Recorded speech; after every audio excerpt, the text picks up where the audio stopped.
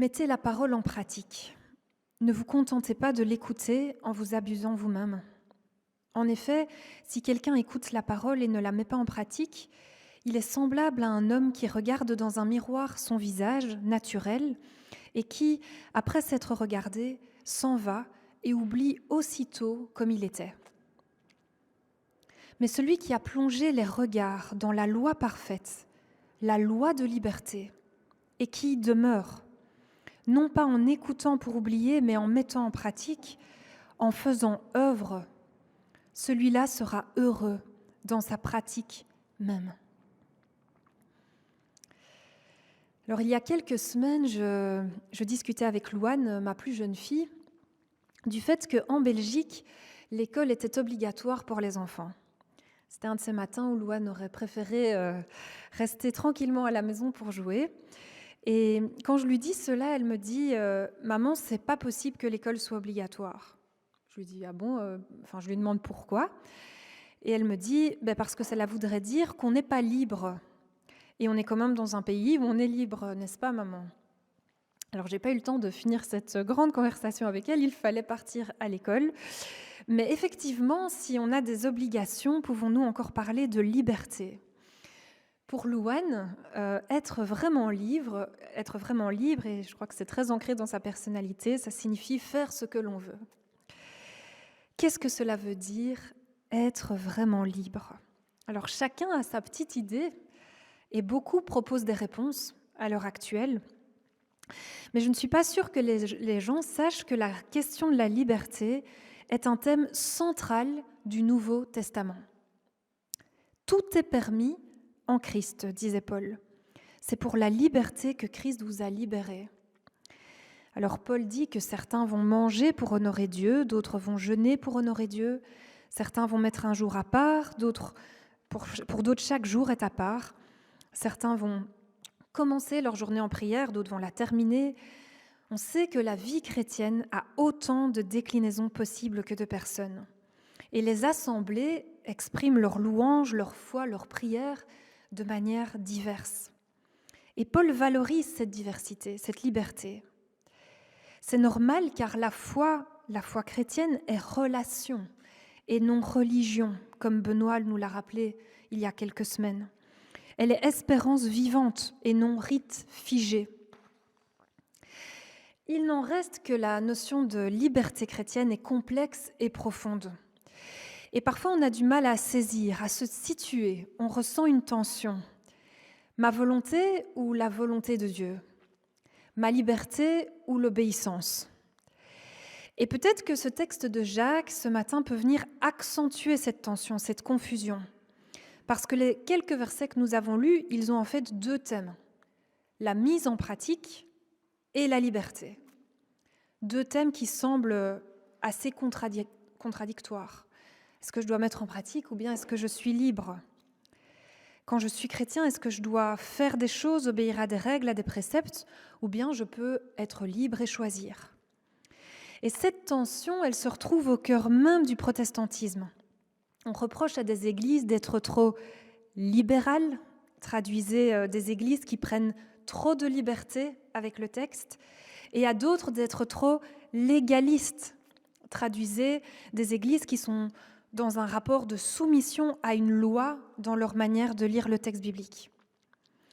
Alors le texte de Jacques dirait sans doute ni l'un ni l'autre, ou plutôt l'un par l'autre, l'un et l'autre. Jacques nous dit « Vivez selon la loi de liberté ». Alors je me disais, à première lecture, ça nous fait une belle jambe parce que je me dis que si j'avais dû analyser cette expression en classe avec mes élèves, on aurait parlé d'oxymore, d'association dans un même groupe de mots de deux idées qui se contredisent. La loi de liberté. Qu'est-ce que cela veut dire ? Parfois, on se dit quand même que ce serait plus simple si le texte nous disait soit qu'on était libre, ou bien qu'on a à obéir à des préceptes, du moins on saurait à quoi s'en tenir et on saurait quelle église fréquenter. Ça, c'est une blague, c'était du second degré. Mais une loi de liberté, ça nous laisse confus, ça nous met dans l'inconfort. Comment une loi pourrait-elle être une loi de liberté ? Alors j'aimerais visiter ce texte avec vous sous le regard de quelqu'un pour qui le thème de la liberté avait une valeur centrale, fondamentale. Il s'agit de Jacques Ellul, j'ai mis sa photo. Alors c'est un théologien que j'aime énormément, mais je ne pense pas vous avoir déjà parlé un peu de sa vie. Jacques Ellul, c'est un homme du XXe siècle, il était fils unique et son papa était libre penseur, non-croyant. Sa maman était protestante, mais ne parlait jamais de sa foi par respect pour son mari. Et donc, Jacques Ellul n'a eu aucune éducation religieuse, aucune attache ecclésiale. Il va pourtant vivre à l'âge de 17 ans une conversion brutale et inattendue. Pas du tout préparé par une fréquentation d'église ou un scoutisme ou un catéchisme. Il n'avait vraiment aucun arrière-plan. Il avait été éduqué dans une vraie laïcité. Et il était en train de faire un travail scolaire, une traduction, pas du tout un texte à connotation chrétienne, quand d'un seul coup, il a eu l'évidence de la présence de Dieu. C'est tombé sur lui, ça s'est imposé à lui de façon brutale. Et c'est assez intéressant, il explique par après que sa première réaction, ça a été la peur. La peur de cette présence de Dieu. La peur, en fait, de perdre sa liberté. La liberté, pour lui, c'était la valeur par excellence. Il avait peur de perdre ça. Et alors, il va d'abord essayer de fuir cette conversion. Il va prendre son vélo et parcourir des dizaines de kilomètres dans la campagne pour essayer de fuir cette présence, de fuir ce Dieu. Et alors, pendant 6 mois, il va essayer de résister à cette conversion. Il va lire des quantités de textes antichrétiens, Marx et plein d'autres. Il voulait voir si cette foi allait tenir. Et il se soumet à des tas d'arguments contraires à la foi. Et au bout de 6 mois, il finit par céder à la foi chrétienne. Et le basculement tient au fait qu'il réalise qu'en devenant chrétien, il accède à la véritable liberté. Il dit que jusque-là, il vivait de liberté factice, illusoire, que finalement, on ne triomphe jamais vraiment de soi et qu'on est un obstacle à notre propre liberté. Pour Ellul, il n'y a qu'en Christ qu'on peut accéder à la vraie liberté, et il va vraiment prendre ce verset de Galates, c'est pour la liberté que Christ nous a libérés, comme un verset cher à son cœur. À partir de là, il va dans toute son œuvre opposer la liberté en Christ avec les autres libertés. Alors pour la petite anecdote, quand il va annoncer à sa maman qu'il s'est converti, sa maman va lui répondre « Je ne suis pas du tout surprise. Je prie pour ta conversion depuis ta naissance. » Conversion inattendue pour Jacques Ellul, mais pas du tout inattendue dans le cœur de Dieu, qui avait recueilli ces années de prières silencieuses d'une maman aimante. Et je me disais, quel encouragement à prier pour nos enfants. Alors Ellul est déjà étudiant au moment de sa conversion. C'est un jeune homme très doué, très précoce. Il va être docteur en droit à l'âge de 24 ans. Il a vraiment de grandes facilités intellectuelles. Et lorsqu'il devient chrétien, il va essayer d'appliquer les commandements. Tu aimeras le Seigneur ton Dieu de tout ton cœur, de toute ton âme, de toute ta pensée, à fond. Et il va prendre pour lui cette dernière parole, de toute ma pensée. Puisque j'ai reçu des facultés intellectuelles, je vais m'efforcer d'aimer Dieu de toute ma pensée. Et il va se consacrer à la pensée, à un métier d'intellectuel. Et il va laisser une œuvre colossale, à la fois en sociologie et en théologie. Alors revenons à notre texte, éclairé par certaines de ses analyses. Qu'est-ce que cette loi de liberté selon laquelle je suis appelée à vivre ? Premièrement, c'est d'abord la loi parfaite qui reflète la liberté même de Dieu. Dieu n'obéit lui-même à rien. Le salut que Dieu nous donne n'est pas lié au bien ou au mal que nous faisons. Il nous sauve par grâce, par cette intention d'amour libre. Il aime et dans sa libre volonté, il crée. Jacques 1, verset 18 dit « Il nous a engendrés selon sa libre volonté ». La liberté est donc liée dans le cœur de Dieu à la gratuité. Sa parole réalise, crée par pure grâce, gratuitement, gouvernée par l'amour. Alors, dans le texte de Jacques, il est question de ce miroir. Il est dit que quand on contemple cette loi de liberté, on contemple cet amour pur, cette grâce, cette liberté radicale de gratuité d'action qui crée et qui aime. Et cela nous renvoie inévitablement à nous. On voit notre propre manque de gratuité, nos intentions, nos actes teintés de calcul, d'intérêt, de stratégie, d'égoïsme, comme dans un miroir. Celui qui voit cela, nous dit Jacques, et puis s'en va et oublie, se fait en fait des illusions sur lui-même. Dieu nous appelle à la liberté et tout dans notre nature nous pousse à être asservis. Si on est honnête, si on regarde dans le miroir, il est vrai qu'on a une tendance naturelle au calcul, au repli, au protectionnisme. Nous avons énormément de mal avec la gratuité. Quand quelqu'un nous propose quelque chose de gratuit, en rue, soyez honnêtes, on se dit que c'est louche, que ça cache quelque chose. Même chose dans nos actions. Ce que je fais doit souvent me rapporter quelque chose. Ça peut être un plaisir, un avantage, une avancée, un confort, un sentiment de satisfaction, peu importe. Le Seigneur essaye, en nous révélant son évangile, sa loi de liberté, de nous délivrer de cet esprit de calcul, de toutes ces choses qui nous tiennent dans nos intentions pour nous rendre libres, pour nous faire vivre l'expérience extraordinaire de l'amour gratuit dans nos actes, dans nos pensées. Alors, en préparant ce point, je pensais au jeune homme riche. Jésus ne lui a pas dit d'emblée « Vends tous tes biens et suis-moi ». Quand le jeune homme riche s'approche de Jésus, il dit « Voilà, qu'est-ce que je dois faire ?» etc. Et Jésus lui répète les paroles que cet homme connaît déjà. « Aime le Seigneur ton Dieu de tout ton cœur, de toute ton âme. » Et cet homme a suivi ça avec fidélité.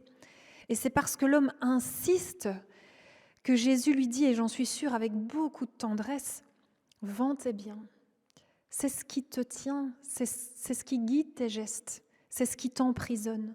Donne et sois libre. Gratuité. Contempler la loi de liberté doit nous amener à rechercher la même gratuité dans nos actions et nos réalisations. Est-ce que mes choix, mes actions, mes réalisations sont guidées par l'amour et par une intention gratuite ? Qu'observons-nous ce matin dans le miroir ? Alors, deuxièmement, la loi de liberté, c'est la loi dont le but est la liberté. Quand nous nous sondons au regard de la parole qui fait la vérité sur nous, nous devons avoir pleinement confiance que l'intention de Dieu, c'est de nous rendre libres. Combien de fois nous nous crispons en pensant à la volonté de Dieu, en pensant à lui comme un juge qui a donné des commandements à suivre sous peine de punition. Pourtant, depuis la Genèse, Dieu pose des actes successifs de libération, à commencer par le peuple d'Israël. Et la loi qu'il nous donne, ce ne sont pas des commandements, mais des paroles vivantes destinées à transformer les individus. On aurait tort d'enseigner au sujet du péché sur cette vérité que j'observe dans le miroir, que le but de Dieu est de nous rendre soumis ou obéissants ou rangés, comme on l'a fait trop longtemps. C'est pour la liberté que Christ nous a libérés. Si on transfère à l'éducation des enfants, qui est ce que le Seigneur nous invite à faire dans sa parole, on peut se poser cette question, est-ce que le but de l'éducation est de rendre les enfants obéissants ? Oui ou non ? Alors je pense que non, je pense que l'obéissance, c'est un moyen utilisé parmi d'autres pour que l'enfant trouve sa place, s'épanouisse, triomphe de ses mauvais penchants. Le but est sa liberté, son autonomie bien gérée en tant qu'adulte. C'est pareil pour nous. Quelle vision de la parole de Dieu avons-nous ? Cherchons-nous des préceptes auxquels nous devons obéir Ou contemplons-nous l'intention prodigieuse de Dieu de nous rendre libres par lui et en lui quand nous lisons sa parole? Alors, troisièmement, c'est une loi qui produit l'action. Le chant qu'on a appris il y a quelques semaines dit « Quand tu parles, des galaxies voient le jour ». La loi de liberté, la parole de Dieu, ne peut rester stérile. La Tobe traduit le passage de Jacques que nous avons lu comme ceci. « Devenez des réalisateurs de la parole, et pas seulement des auditeurs qui s'abuseraient eux-mêmes. Mais celui qui s'est penché sur une loi parfaite, celle de la liberté, et s'y est appliqué, non en auditeur distrait, mais en réalisateur agissant, celui-là sera heureux dans ce qu'il réalisera. » La loi de liberté, cette parole ne nous appelle pas à être des auditeurs, mais des réalisateurs agissants. J'ai pensé, en lisant cette traduction, à mon beau-frère qui travaille dans la réalisation de films, dans la fiction. Tout naît dans son esprit. Il y a une idée créative dans sa tête et cette idée va engendrer toute une machine qui demande beaucoup de travail pour faire advenir cette idée, pour la réaliser. S'il écoutait les obstacles, les craintes, rien ne se produirait jamais. Mais quand il se lance dans un projet, il s'accroche à son idée, à sa vision, avec confiance et aspiration que cela doit se réaliser. Nous, chrétiens, sommes appelés à être des réalisateurs. La loi de liberté ne nous donne pas des dogmes à respecter, mais elle fait naître en nous des inspirations, des projets, des idées, des intentions qu'elle nous appelle à transformer en réalisation. Et cela va du plus petit au plus grand. Prier pour une personne mise sur notre cœur. Prendre le temps de prendre des nouvelles de quelqu'un qui vient à notre pensée. Créer, peindre, pense à Elga, danser, servir les plus démunis, jouer d'un instrument, réaliser un projet, s'occuper d'un enfant, partir en mission, donner ses biens aux pauvres, cuisiner un repas pour un malade, visiter les prisonniers, prêcher, encourager, sourire. Je vous laisse continuer cette liste. Est-ce que la peur des obstacles, du déni, de la distraction nous maintiennent dans un statut d'auditeur? Notre destinée est d'être des réalisateurs agissants. Y a-t-il un projet, une idée que le Seigneur m'a mise à cœur pour lequel je sens que je reste un auditeur? Quatrième et dernier point, la loi de liberté vers un bonheur profond. Le texte dit « Celui qui deviendra ce réalisateur sera heureux dans sa pratique même ». Alors je me suis dit, c'est vrai que Jacques aurait pu dire, voilà, celui qui devient réalisateur fera la volonté de Dieu, sera obéissant, mais non, Jacques dit, le réalisateur de la parole sera heureux. Et je me disais, est-ce que mon rapport à la parole de Dieu et ce qui en découle me rend heureuse ?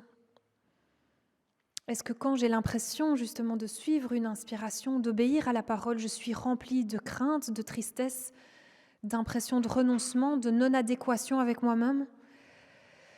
Je me disais que beaucoup ont abandonné la foi tellement des préceptes extérieurs à appliquer, la conformité à adopter, créait un schisme intérieur. Comme l'avait magnifiquement rappelé Loïc dans sa prédication, nous sommes destinés à être un, unifié, indivisible. Et le Christ est la tête qui tient tout unifié. Dans les prophéties, il est dit « Je graverai la loi dans son cœur ». La loi de liberté sera gravée dans son cœur, à l'intérieur de lui. Avons-nous cette impression d'intériorité? Sommes-nous heureux dans notre pratique de la parole? Jaillit-elle de notre cœur ou reste-t-elle extérieure? Pour conclure brièvement, la loi de liberté, c'est cette parole vivante et gratuite d'amour que le Seigneur nous adresse encore ce matin. Et cette parole ouvre un dialogue intime. Je t'invite à découvrir mon amour, une qualité d'amour que tu ne soupçonnes pas. Et le Seigneur nous demande à chacun, veux-tu demeurer dans cette loi de liberté et devenir un réalisateur agissant ? Poursuis ce dialogue avec moi, en scrutant ma parole, en te penchant sur elle. Goûte à la liberté, à la joie qui transcende les renoncements, les épreuves, la souffrance. Va et agis. Je terminerai par ce verset d'1 Chroniques 28, verset 20. Fortifie-toi, prends courage et agis. Ne crains point, ne t'effraie point, car l'Éternel Dieu, mon Dieu, sera avec toi. Il ne te délaissera point, il ne t'abandonnera point, jusqu'à ce que tout l'ouvrage pour le service de la maison de l'Éternel soit achevé. Amen.